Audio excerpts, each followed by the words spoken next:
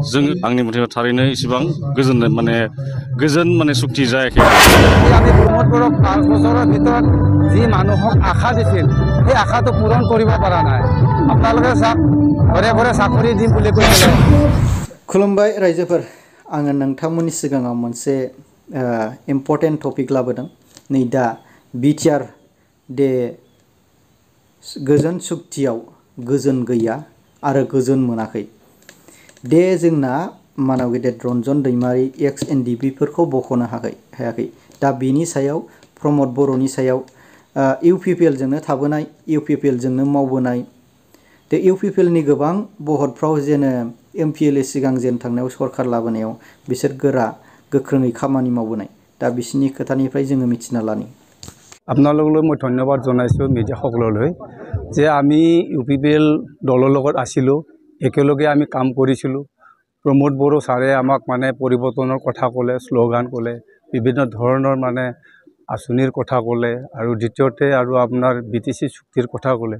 সেই মৰ্মে দফাসকলক হ'ব বুলি আমি আশা কৰি আমাৰ গড়েশ্বৰ সমষ্টিবাসীয়ে গোটেইখিনি দলে বলে লাগি ইউপিপিএল দলৰ লগত আমি থাকি একেলগে কাম কৰিছিলোঁ। আৰু মোৰ লগত আজি 32 জন সদস্যই আমি একেলগে লগ হৈ বিপিএফ দলত আমি জইন কৰিছোঁ। উদ্দেশ্যটো হ'ল তেখেতক আমি বহুতখিনি আশা কৰিছিলোঁ, ভাবিছিলোঁ যে নিশ্চয় বিটিচি অঞ্চলত সৰ্বাংগীন কাৰণে ৰাইজৰ কাৰণে উন্নতিৰ কাম কৰিব আৰু বহুত আগুৱাই যাব। নতুন প্ৰজন্মসকলক যিটো চাকৰিৰ প্ৰলোভন দিছিলে সেই প্ৰলোভনসকলক মানে কৰিবলৈ নোৱাৰিলে, আৰু কিছু বিটিচিৰ দফাৰ কথা থাকিল।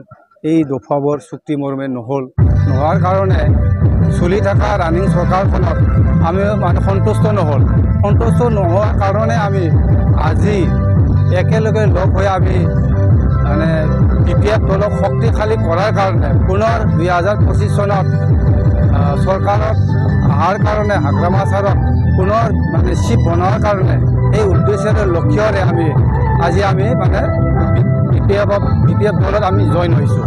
এইখিনি কৈ মই আপোনালোকক নতুন বছৰৰ আৰু বিহুৰ উপলক্ষে মই শুভেচ্ছা জনাইছোঁ।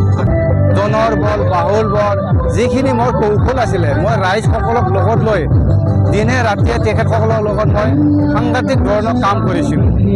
এইটোৱে কথা নিশ্চয় আমাৰ উদ্দেশ্য আছে। আজিৰ কথা নহয়, 15 বছৰ শাসন ভাগ যথেষ্ট উন্নয়নৰ কাম কৰিছিলে। যিহেতু আজি আমি প্ৰমোদ বড়োক 5 বছৰৰ ভিতৰত যি মানুহক আশা দিছিল সেই আশাটো পূৰণ কৰিব পৰা নাই। আপোনালোকে চাওক ঘৰে ঘৰে চাকৰি দিম বুলি কৈছিলে। মই বিশেষ নকওঁ, সমালোচনা কৰা হ'ব। তেখেতে ছুইজাৰলেণ্ডৰ কথা কৈছিলে। ক'ত ছুইজাৰলেণ্ড? ভাৰতৰ প্ৰধানমন্ত্ৰী নৰেন্দ্ৰ মোদীয়ে ছুইজাৰলেণ্ডৰ কথা আজিলৈকে ঘোষণা কৰা নাই। অসমৰ মুখ্যমন্ত্ৰী হেমন্ত বিশ্ব শৰ্মা ডাঙৰীয়াই তেখেতৰ মানে ছুইজাৰলেণ্ডৰ ঘোষণা কৰা নাই। তেখেতে কি হিচাপে কি ভিত্তিত মানে তেখেতে ছুইজাৰলেণ্ড মানে বনোৱাৰ কথা ক'লে? আৰু শান্তিৰ কথা কৈছে, শান্তি ক'ত? নিজৰ কাৰণেই শান্তি হৈছে, যিখিনি লাগে তেওঁৰখিনিতো বনাই লৈছে। আমাৰতো শান্তি হোৱা নাই। আমাৰ পেটততো তেওঁ লাট মাৰি আছে, গাঁঠি মাৰি আছে।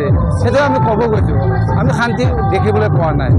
মিছা কথা কৈতো ৰাইজৰ মাজত কি অস্ত্ৰ আছে? মাটিৰ পট্টাৰ কথা কৈতো তেওঁলোকে সোমাই আছে। ৰাইজৰ ওচৰত যাবলৈ তেওঁলোকে একোৱেই নাই। কি আছে? কি আঁচনি আছে? আঁচনিটো তেনেকুৱা দেখা নাই। প্ৰলোভন দিয়ে নেকি? প্ৰলোভনে দি আছে। আমি যিটো দেখা পাই আছোঁ, ক'ত কি কৰিবলৈ দেখা পাইছে? আপোনালোকে ভাল এটা ৰাস্তা 5.5 ৰাস্তা দেখাই দিয়ক। আপোনালোকে ক'ৰবাত ভাল এটা অনুষ্ঠান দিয়ক, তেখেতসকলে দিব পৰা নাই। সংস্থাপনৰ কথা কৈছে, আপোনালোকে নিশ্চয় জানে, আপোনালোকে মিডিয়াসকলে ভালদৰে জানে। সংস্থাপনৰ কথা কৈছে, ক'ত দিব পাৰিছে সংস্থাপন? দেখাওক, আপোনালোকে দেখাওক। थ' गिबियाव बुंनो थाङोब्ला माने जेबो दल गैयामोन आरो। बेनिफ्राय इउपिपिएलखौ माखासे हेल्प खालामदोंमोन जोङो जे रायजो हिसाबै, पाब्लिक हिसाबै। ओमफ्राय गरेस्वर समष्टिनि जायबा माने केन्डिडेट देरहानाय एमसिएलएआबो जोंनि न'खरनिनो जायोमोन। थ' बिदिनो माखासे हेल्प खालामनाय जादोंमोन।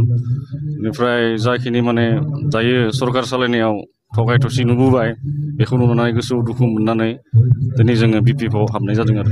आं जेसेबां मिथिगौ बिटिआरआव गोजोन सुक्ति जानाय हिसाबै थ' आं खोनायो आरो।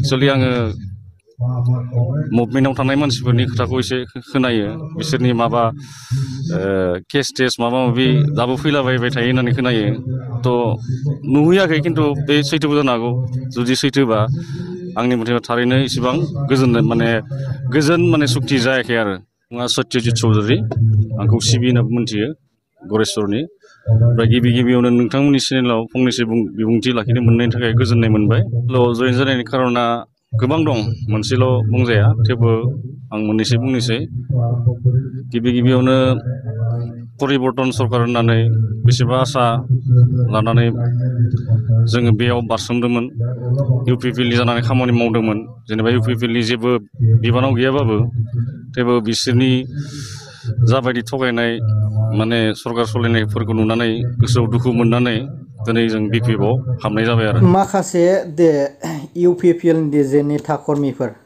दा बेनि सायाव बिसोरनो जे सिगांनिफ्राय गागि दैदेनगिरिफोर बिसोरनो माखासे नै दा इलेक्सन फैगौ 2025नि एमपिएल इलेक्सन बेयावनो माखासे बिपिएफनि जेनेबा मानाव गेदेर सिएम जोंना प्रमद बर' सारनि मावनायखौ मोजां मोनाखै नामा बा सुक्तिखौ मोजां मोनाखै नामा दा अब्ला 2025नि जे एमसिएल इलेक्सन जानो थांगासिनो दं बाव एमसिएल इलेक्सनाव जोंना फायदा जेनेबा मोनफ्रोमबो पार्टिया मेजरिटियाव आंनि आन्डारस्टेन्डिंआव